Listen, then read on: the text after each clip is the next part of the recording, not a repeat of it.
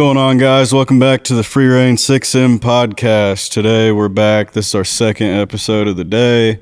We did a sports podcast episode with Ian. Shot over, watched my little cousin play volleyball, and now we went to Menards, got some toilet seats because Zane and Christian like to throw parties, and they somehow broke the fucking toilet. So now we're back here shooting the second episode of the day. Yep. How are you doing today? Yeah, good. Been a good day. It was good. I got to see Claire play volleyball. So niece, yeah. So we got a little busy schedule today, so we're going to try and bust this one out quick. We got the new border deal, Biden not fit, Tucker Carlson, Putin interview. That's our schedule for today. Yep. So diving into the border deal, what's the numbers on? I know we get $20 billion to the border compared to what? Yeah, it was elsewhere. like a $118 billion package, $20 billion going to border security, like $60 million to Ukraine, and like billion with a B. Or billion, yeah, with billion. a B. Talk about billions. It's hard for me to even talk about billions. Yeah. But, yeah, 118 total, 20 billion to border enforcement, 60 some billion to Ukraine, and a bunch to Israel, and then the rest was some other things. For miscellaneous. Yeah. So we get sending money to other countries, of course. So 20 to the border, 60 to friends. Make it make sense, you know? Yeah. Three times. But the border, that deal didn't go through. It didn't. It failed. So it didn't go through. So we're stuck with what's been going on. People just pouring over the border. There's a video actually that we'll play right now that shows just who all these people are going to vote for. ¿Derecho para votar? Que entramos ilegal, por lo menos tenemos acceso a votar. ¿Para quién se va a votar? Don Biden, que nos está ayudando a nosotros aquí. Yo creo que la mayoría Biden. Biden. Él es el que nos está ayudando por Biden. Claro, Biden. Por supuesto que por Biden. Le gusta apoyar a los migrantes. Sí, es muy buena persona. No, Trump es otra cosa, ese es otra cosa y este es otra cosa. So that's how things are going. Obviously, like the person that lets these people in lets them experience a quote unquote better life. They're obviously going to vote for Biden. Their kids will probably vote Democrat. So I was looking yesterday at the voter ID map, and there's states like, let's see, where you're able to not have ID and still vote. Still vote. No ID and still vote. Obviously, California. You got Oregon, Washington, Nevada, New Mexico, Colorado, Nebraska, Minnesota, Illinois. Basically, the whole upper East Coast. West Coast. And then East Coast. I mean, upper Coast side too? of it. Yeah, you're able to not have an ID and still vote. And even states like Texas, photo ID requested, but no additional steps required for voter to cast a ballot if voter does not have requested ID. How in the world? How does that make fucking sense? Well, it's not even constitutional. But what it does, it all actually does make sense. And it should make sense to everybody who's seeing what's going on right now. Yeah. These motherfuckers are going to flip these states. That's the plan. It's the replacement theory that we talked about on the last episode. It's bringing in a new fucking group of people to replace the people that aren't conforming, that aren't going along with the fuck you got to say. Right. The plans you got in place, the agenda you're going for, the people they ain't buying it. All right, let in fucking millions of new ones. Right. And who knows if it amounts to the amount that will flip the states, but I'd say it could get to that point. They're giving it their best shot, right? They're giving it everything they got. Yep. So it's a fucking shit show still. Nothing much has changed. I think in that border deal that they called it, there was I think it was like 4,000 people have to pass in one day for them to shut the border down or something. That's just something ridiculous. I mean, there's just too many details in there. You start reading the fine print and it just don't add up. Absolutely going to break this country. I mean, this year could be a really bad year. Yeah. The economy could tank. A lot of people are saying the economy's going to tank. Then you get an election that's totally screwed up. Yeah, I think the economy is still growing at a good decent rate. It's just it only works out for the top dogs. I think it's Yeah. only helping them. Well, I think Nothing against them. It's just the way That's right. the economy's going. That's right. I don't blame them. Mm-hmm. Yeah. It's not good can't for let it the happen. nothing's good right now for the homeless people or the single mothers or the single family households. The blue collar, the middle class. It's just going to destroy it. Yep. It's been bad. It's going to get worse. Mm-hmm. All right. So moving on to the next topic. Biden not fit due to being an elderly man. Yeah, that has special counsel poor memory. report. So the special counsel puts out this report that he's can't be charged with the crime of keeping those documents because he's an elderly old man that can't remember shit. Right. Poor memory is how they described it. Yeah. So we'll show you his reaction right here. My memory is fine. My memory, take a look at what I've done since I've become president. Initially, the president of Mexico, Sisi, did not want to open up the gate to allow humanitarian material to get in. I talked to him. I convinced him to open the gate. There is some movement, and I don't want to, well, maybe choose my words. There's some movement. There's been a response from the opposition, but yes, I'm sorry, from Hamas, but it seems to be a little over the top. We're not sure where it is. There's a continuing negotiation right now. So yeah, he's reacting to the special counsel report, and even at that time, gets the leader of Egypt and leader of Mexico confused and calls them the wrong name. Yeah. In So his he's reaction to the report that said his memory was bad. mixing up countries, mixing up leaders. He Can't remember his sons. And he presented it like they specifically asked him the question of when did your son die? Why would somebody ask that question? Yeah. That didn't happen. No. You probably said, "Oh, what year did my son? What year did that happen?" Right. They didn't ask you. What does that matter? Well, and it didn't, like, everybody knows this has been happening for some time. Mm-hmm. He can't remember things. He can't even remember to finish a sentence or to string a couple of sentences together, and he gets people confused. He referenced some president of, what was that, France or something, that died 25 years ago or something? Yeah, the leader of France that died in 1996. He said that he was speaking with him. Speaking with him, I mean, recently. It's getting out of hand. I mean, I feel bad for the guy. I mean, everybody gets old, right? Yeah. Yeah, I mean, but you can't lead our country if you're having those kinds of problems. Would you hire an 81-year-old at work? Well, no. In most cases, in 99%, no. I mean, legitimately, no. Looking at data, right. Who's hiring 81-year-olds? Right. You gonna have an 81-year-old do your taxes?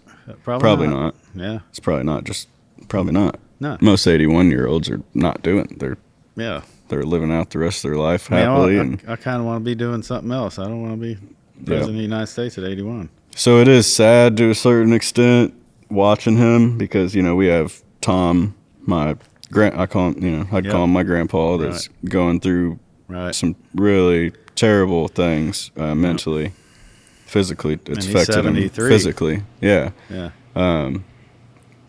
So it is sad to see that. At the same time, like, he's the president. He's a grown man. Yeah. He's a leader of our country. So Josh Hawley in Congress, he's like, you're either gonna, charge him as a criminal, or you're gonna get him out of there. Right. He can't remember. Right. Okay, that's fine, but get him out of there. Yeah. And because he's in control of nuclear weapons. Leader in the world. Yeah, he has the power to create nuclear war. Yeah. And this guy's 81 years old, can't remember shit, can't control the border, can't keep us away from war. He's a part of the war machine. That's no doubt about that.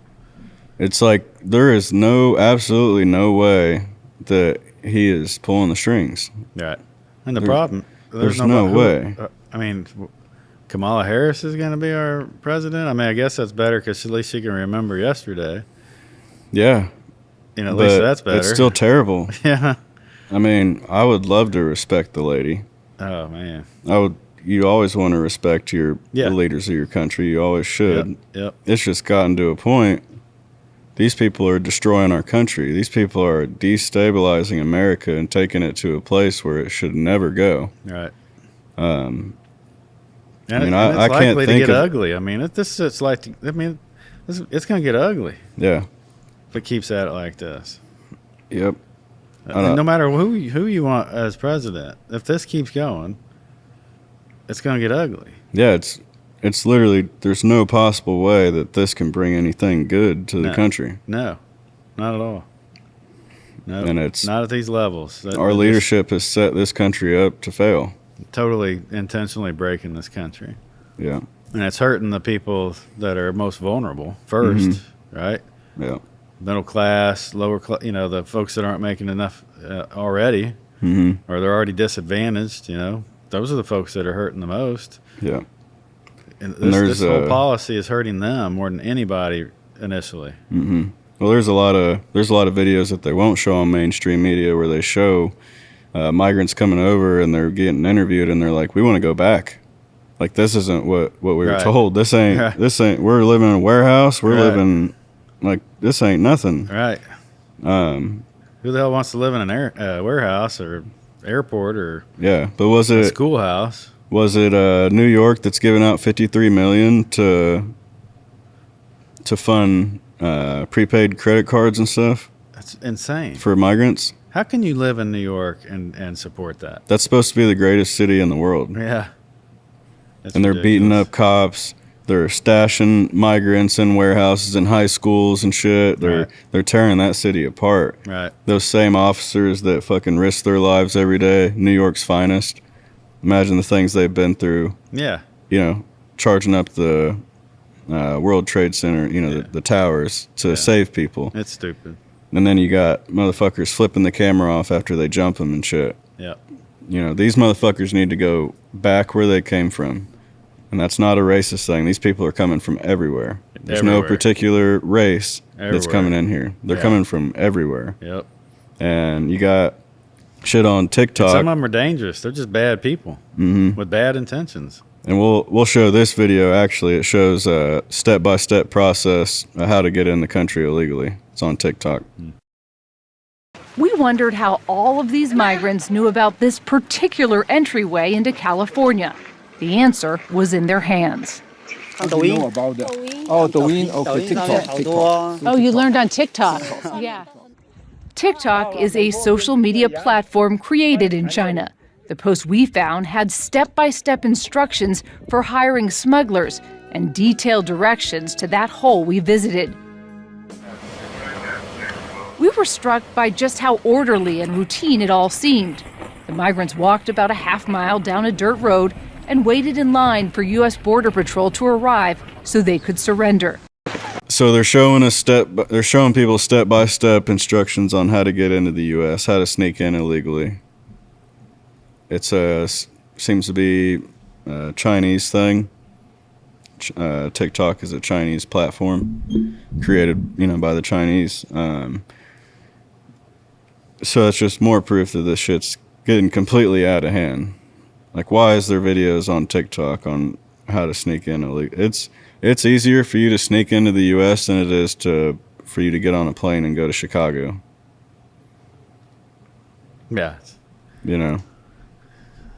Like, it's just maddening. As far as the legal steps go, and whatever. But that's just nuts to me. Like the fact that, that $60 billion that we sent elsewhere, plus the 20, like, why don't you put the whole 118 to the border? I agree. Why wouldn't you do that? Well, don't even issue that much. Don't even approve that much. If you think you need $20 billion at this border, then let's go put $20 billion into the border, not send shit to Ukraine. Yeah. And maybe some to Israel, but quit sending all this money to other countries. Yeah, and they're sending money to Ukraine like they have a chance or something. They lost that war a long time ago. Yeah. You think they stand a chance? And they're all, we're going to talk about this with the interview with Putin, but neo-Nazis? We're sending money over to Ukraine to help neo-Nazis? Yeah. They just I think it was some event in Canada where they brought Zelensky and Trudeau. They both invited this Nazi Former Nazi. to this event. Yeah. And the whole crowd in that room, in that Standing building, ovation. they're cheering for him. Yeah, It's nuts. it is. So we're supporting these people, and it's not in our best interest. It's in no one in America's, Yeah. in no one's get out best of interest. NATO. We just need to quit sending money to all these other countries. Take care of our own for a while. We've been saying this. Mm-hmm. Tighten up the border, lock it down, take care of our own shit for a while, and quit worrying about these other countries. Israel, with the exception, maybe. Yeah.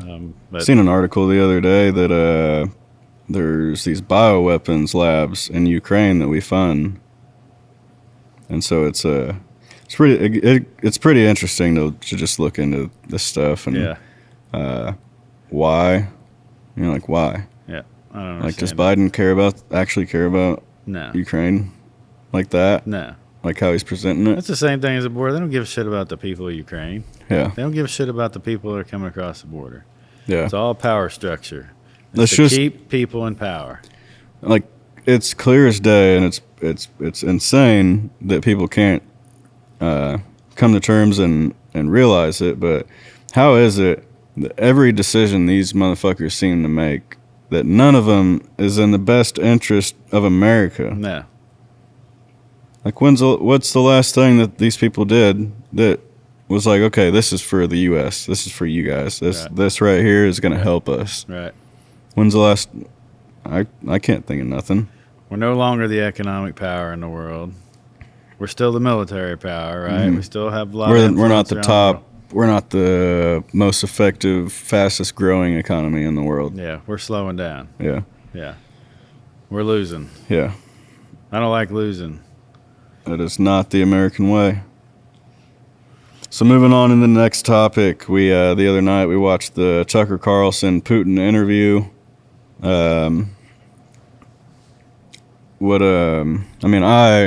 I think that it's, freedom of the press, freedom of speech.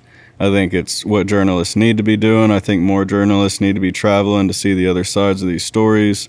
Because when is the last time that you actually heard what Putin had to say, Right. other than a 15-second clip Right. with somebody saying something about it at the end? Through the mainstream media that lies all the time. Yeah. Like, Right. why can't we just listen to the guy, make our own decision, and do what's best for us? Yeah. Yeah, I commend Tucker for traveling to Russia and sitting Great. right in front of Putin. Yeah. And I mean, giving it to him, too. He wasn't no bitch.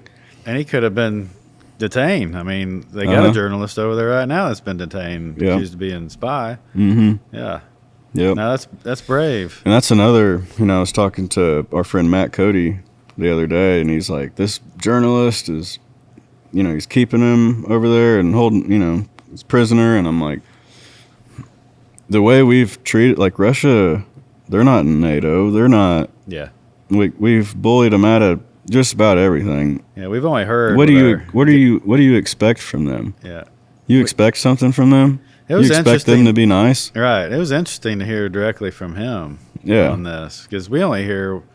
I mean, we think in America there's no propaganda, right? Or we No, there trust absolutely is. until the last decade or two. We've always trusted the free press, the media, and tell us straightforward the news. Well, but it ain't happening now. Yeah, I think when RFK or JFK was in office, we trusted the statistics show we trusted the government at about 75%, I think, somewhere around that. Okay.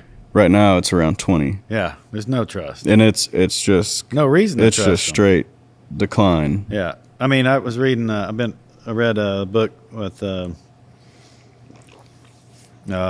Losing my train of thought. But anyway, the author was like, as soon as the free press, we've lost trust in the free press. As soon as they're no longer trustworthy, that's a big sign of the deterioration of our republic, because Yeah. it's so important to the fabric of our republic. Mm-hmm. And now we can't trust them. We can't trust the government. We can't trust the press.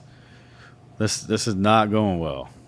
I mean, And it's not going to go well for them. Well, true. Because this can be ours. Yeah. Like, you motherfuckers can kick rocks. Right. You think we're going to pay taxes after so long and you guys doing this shit? Yeah. There's a lot more of us than there is them. There's a lot more guns on our side of the aisle. Right.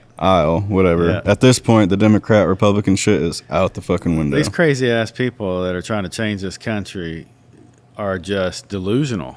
Mm-hmm.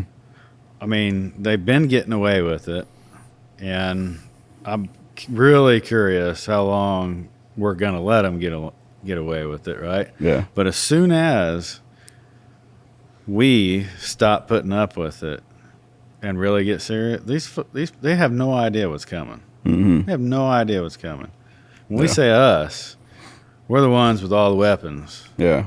Right? Well, like the people that support Biden, do you really think them motherfuckers, they're against gun laws. They ain't got no guns. You really think you're going to change this country dramatic? I mean, it's changing, but it's going to reach a point where we're going to stand up, say it's enough, and go to really dramatic lengths to stop it, right? And it's unfortunate.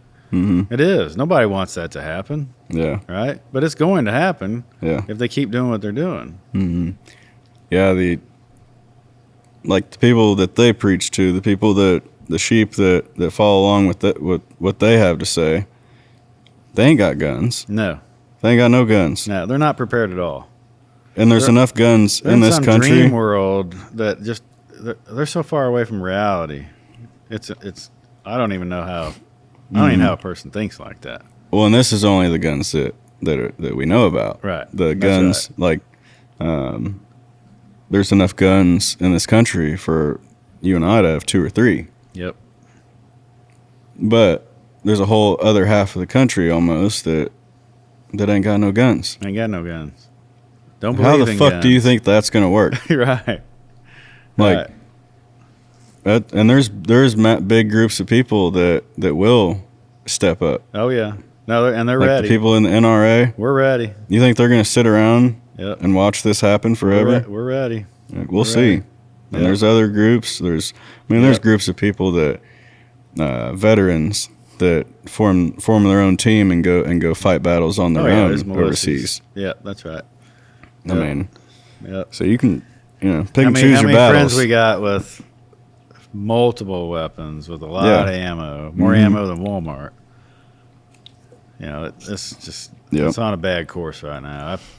It's terrible. So in that interview, it's pretty clear, at least from his point of view, if you take his word for it, that Putin isn't interested in presenting a direct threat to the U.S. Like, it's not. Yeah. He knows it's not in his best interest, right. Obviously, but he also knows that like nuclear war will wipe out the whole world. Yeah. There's no. Yeah. So he knows he's not an idiot. Yeah. He may be who he is, and he may have his own way of doing things, and Ukraine and them may have had their own agreement on paper between them and surrounding areas that they would never join NATO. Right. Yeah, we just need to get rid of NATO. But he seemed real sincere. I mean, it's hard to trust him completely, right? But it's a lot of it's stuff that, the stuff we watch on YouTube and stuff. It's stuff that we had already kind of heard pieces of and stuff. Yeah. If you're looking for the right information, you can find that information that supports what he's saying. Yeah, the Minsk agreement. If you're listening to CNN or Fox, you ain't getting the right information. Yeah, like if you do watch those things, you have to watch it with an unbiased point of view. You have to watch it and take in information and form your own opinion. You gotta be very skeptical. That's right. So that was almost clear when he let Tucker come do the interview. I mean, for the longest time, like you remember when you were growing up, you guys had to do drills for the Russians. Yeah, Cold War stuff. And maybe it was more of a threat back then, but the Soviet Union collapsed in 1991. Yeah, it was the Soviet Union then. NATO was created to stop Soviet Russia from communism, take over. Europe. But Soviet Union's not a thing anymore. Yeah, and he it's mentioned only, a couple of times if we just all work together, we could reach mutual harmony or something like that. Yeah, and he right? said that he had asked Bill Clinton if they could join NATO at one point, and they said no. Yeah, and then we let NATO expand, or that's where it threatened him. He's like, "Fuck this! We told you not to expand NATO, and now you're closer than ever in Ukraine with the bases, quasi bases." Yeah, I don't blame him. I mean, if we saw Russia building, training troops and bases in Mexico or Canada, we'd do the same thing. it would be like if they started working with Puerto Rico or something. Right. That's right. We'd be like, Cuba. Oh, yeah. We'd be like, oh right. shit, or Florida. Right. If We've Florida, yeah. They're part of the U.S., but Puerto Rico is kind of owned by the U.S. territory, U.S. territory, whatever. Kind of the same deal with Ukraine, Russia, how he was explaining it. Yeah, and he mentioned neo-Nazis. I mean, it's like the idea that we're throwing money at anything that supports any kind of Nazi, anything, is ridiculous. So that's he kind of went into the way it all started and stuff, and it's the tension. How you explained it, the tension began a while back, right? And there's been wars, bombings, attacks, throughout the years from 2014 to now that were before when we said that Putin started the war. Yeah. There was before that, there was a lot of things that went down. So a lot of history there. I would just encourage everybody to watch that. Yep. You're better for it. Yep. If you do watch it and see both sides to it. A lot of it is Putin's opinion on how he thinks that things should go. Right. But I don't think any of that is dishonest. I think he's genuine with it. And, and he's just telling the story from his perspective. Right. Either way, I think it's a war that has nothing to do with us. That's right. Me and you, we don't know anybody in Ukraine. The only people benefiting from that damn war are these gun manufacturers and these companies that own everything. The military-industrial complex, the Boeings, the Lockheed. Right. And they own the media in Europe, too, he pointed out. So we're getting this message, this narrative from a media, not just in America, but in Europe, that are owned by these same companies. Mitch McConnell even came out and said, this money's not really going to Ukraine. It's going to the military-industrial complex. Right. I think the other thing too that stood out to me, a small thing that you got to listen, you got to pay attention. What he was saying was that it don't matter who's president. It hasn't mattered who's president. The CIA is the ones calling the shots. Putin didn't really point that out directly, but you can, if you watch the whole thing, you can kind of come to your own conclusion on it. So the point of that is, we vote people into office to represent our wishes. Yeah. But we have this underlying bureaucracy, these agencies, these American agencies. Those people are in there for 20, 40 years, in these intelligence agencies in particular. And they're the ones making these things happen overseas. The CIA is a very powerful organization. And they're just telling the presidents to fuck you. Yeah. We're going to keep doing this. They have so much intel. Yeah. They can tell anybody to do anything. Right. So those are the ones we need to be worried about. Yeah, the CIA is. Yep. FBI, CIA, they've turned on us. They're not acting in our best interest anymore. Yeah. Yeah, it's pretty crazy. It is. So my one question I got is when Ukraine needs to rebuild, we've loaned them or gave them. They owe us something. Yeah. So when they look to rebuild after this war, who do you think is going to rebuild and get paid to rebuild? Oh, yeah, the companies we've been talking about. Exactly. Yep. It's all a fucking game. Yep. All the land's going to them. They control Ukraine. So there's a lot of things that could spin off and happen from that. Maybe they get to expand into NATO or who fucking knows. But either way, these companies make a lot of money off this whole process. They're making money. And there's a lot of Russians in Ukraine. He was pointing that out. Well, if I'm the Russians in Ukraine, I want to turn this thing around. I don't want nothing to do with American money coming in my country. All this war. and they're just these companies are going to take over the whole country. It won't even be their country anymore. Yeah. That's So he also went in to say that he's willing to come to an agreement. right. He's not the one that in his eyes started this. Yep. So he says that, you guys made a mistake. I'll let you We need guys to own fix it. Right. We need I'll to let you fix guys it. fix it. Yep. Like, as a leader of a country, giving into something like that, like if you're the leader of the U.S. and something like that happens to you and you have to take action because of somebody else's mistake, it would show weakness to give in. Right. Right. And he just, in his eyes, he doesn't want to show weakness. Right. He doesn't want to be a weak leader. Right. If you're being aggressive towards me, Mm-hmm. and it's not right, I warned you. You take aggressive action towards me, and something happens like this, a conflict. I'm not gonna try to make it right. Mm-hmm. You should be the one to stop and make it right, and then we can come to an agreement. Mm-hmm. We can go have a beer. Yeah. Right. Mm-hmm. Before we get too deep into this, just because we watched the video and just because we may have a different perspective than you may have, doesn't mean that we want to suck Putin's dick or like Right. fuck it, we're like communist sympathizers or anything like. Yeah. You know. Can't trust him any more than our own leaders, right? Yeah. Yeah. But at least what he did do that our leaders don't and that our politicians don't, he sat down and had a full raw conversation. Yep. He made himself vulnerable. He Imagine Tucker Carlson. Biden sitting down for that. It was over 2 hours long. Right. Imagine Biden sitting there for that long and doing. Do you? Yeah. If he wanted to win, if he was a good person, he would step forward and do the same thing. Yeah. That Putin just did. Right. But he won't. No, he won't. And frankly, we haven't had a president like that, and that's been honest. Trump's been on 60 Minutes. Yeah, I guess. Yeah. Trump's been on podcasts. He was on the Nelk Boys a really big podcast that shows their audience as young people. Okay. So it's really good for him to hop on there. Okay. But he's been on podcasts. He's been on interviews.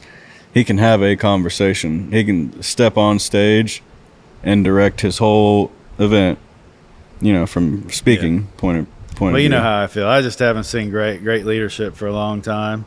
Yeah. And so I'm almost always disappointed. Mm-hmm. When's the last time you saw great leadership? Well, I was young, but I remember Trump wasn't you think without. I don't think Trump's a great leader. No. I think he's a solid president. Mm-hmm. And I think he's as more capable than we've seen in a long time of turning this thing around. Mm-hmm. I would not call him a great leader. Great businessman, maybe. Understands the economy, understands that people need jobs, and that drives everything. It keeps it's jobs. He knew that, right? Yeah. And these trade agreements, he knew that shit was all screw. So he knows how to do all that, right? Yeah. And he's not, he's like, he says what he wants to say, and if you don't like it, you don't like it. Yeah. I get that. Uh-huh. But I wouldn't call him a great leader. No, I mean, it really has been Reagan the last time I saw great leadership in a political office. I think today is so different compared to the Reagan days. There's many more cameras. There's many more platforms. There's so many more eyes on you. There's so many people when you walk up to them or go to a speech or something, they got their phone out recording your every move. It's hard to get a break and be normal. Yeah. So you just got to get up there and just be fucking normal because these motherfuckers are going to get you however they want to get you. One of the things I like about Trump is he's just himself. Yeah. And you take it or you leave it. And maybe I appreciate that. Maybe that's the new form of leadership right now. Yeah. Is speaking your mind. And No, it is. saying I agree exactly with what that. you have to say. Yeah. And let the people make their decision on you. Yeah. I also think that maybe Trump's he's been around a long time. Like people know him. Yep. So people already have a thought on him. Predisposition about him. Yeah. He speaks his mind. He does. So I don't know. I just think that he's natural. I think that he's maybe a new wave that people aren't ready for, that they didn't know they needed. Yeah. He's I not appreciate a lot of perfect. things about him. He's an asshole sometimes. Yeah. But he didn't bring people together. And I think there's still hope that a strong leader can bring our country together. It's hard to tell, though. I know you got to fight the stupid stuff, right? I get that. You don't I'm just all on have to board with fight that. the other candidate now. Like, was it Tesla that went against Thomas Edison back in the day? And Thomas Edison, like, created all this, you know, he was with the papers and with just all the press he could get. And Tesla did what he did, but it made it very hard for him. And now you see the opinions that people have on Tesla. Yeah. Or maybe not opinions, but how people view him, like his greatness was kind of overshadowed. Yeah. Because, you know, he was just taken advantage of back in the day. And, Yeah. with all the media that they had at that point, media, I don't know if that's even a word back then. Yeah. Probably not. But they had the newspaper, Right. and Thomas Edison just blasted him. Yeah. And there was just nothing he could do. And I feel like that is what's happened with Trump. And he's not perfect. He's an asshole sometimes. But when you put somebody like that in the position they've put him in, and the other side's put him in that position to some extent, and they've done what they've done to him, you better expect a fucking asshole. Yeah. I was reading something this morning. It reminds me, it's a lot of people operate to be happy. Yeah. And I think the left does a good job of making people feel like they're going to be happy. They run on emotions, and it's about happiness, right? Whatever a person's happiness is. And Trump doesn't operate like that, and I do appreciate that kind of thing, because when people are pursuing happiness, and I've been guilty of saying, yeah, I want to be happy, I want to live a happy life, but when if that's how you operate, is always pursuing happiness. Happiness is an emotion. It's temporary, right? So you're always chasing that temporary feeling of happiness, right? Mm-hmm. And instead, I think what we want to do is operate based on pursuit of integrity and virtue and honor and self-satisfaction with the work we're doing or the life we're living or whatever, right? Mm-hmm. If we operate like that, you can't listen to people like that. Yeah. You can't. Yeah. Well, like it's a journey to live that life of integrity and satisfaction in life. Like, mm-hmm. You know me, when I pass, when it's time for me to go, I just want to know that I lived a meaningful life in some way, right? Yeah. And that doesn't mean that I'm going to be happy. Yeah. All the I'm time. not chasing at least. happiness. Yeah. Right. Yeah. So the leaders of the American Revolution, they were about half of them were in their 20s, maybe over half of them. Oh, right, I saw that. Yeah, yeah, I saw your post. Andrew Jackson was 9. Was it Andrew Jackson that was 9 years old? Yeah, I can't remember. I saw that. 9 years list, old. Pretty young. There is no way in hell that these people were the most loving, cared about you. No. These motherfuckers were getting drunk. Yeah. Talking shit. They were probably arguing. There was I guarantee you there was some fist fights in there. But they weren't especially according to the people overseas at that time, they weren't the most outstanding citizens. Yeah. They had a purpose. They had a purpose. That's what I'm talking about. And, I feel like we live with purpose. like we're going through another revolution. Yeah. People are standing up, and it might get crazier than it is now. Yeah. But it takes somebody like Trump that's so extreme, pro-freedom and pro-America, to get us back on track. So maybe he's that bridge to that leader you're looking for. In order to fix this shit. I can't disagree with that. And he comes from business where he understands somebody flattering you and somebody telling you what you need to hear. Yeah. He ain't going to flatter us. That's right. Is he the closest thing to necessary right now? I believe that. Mm-hmm. Right? I do. Yeah. I believe he's necessary. Yeah. Is he a great leader? we could debate that. I was listening to, But I listened to a lot of. I want to. I just want to.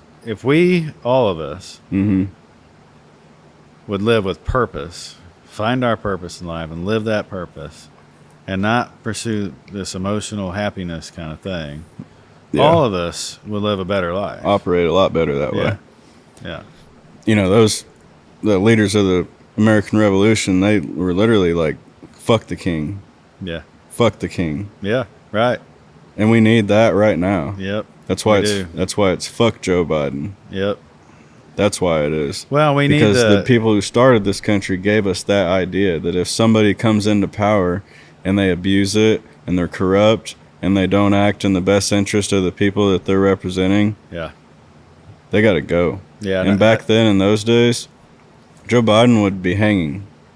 Yeah. I think the younger generations, to your point, is generations that are going to have to fix all this, right? Yeah. I mean, you got my generation, the X generations, what we talked about. Like, we're the generation that most people are afraid of, right? Yeah. And have great ability to do all the things that need to happen right now. And you don't want that to happen, right? Really, because that'd be bad.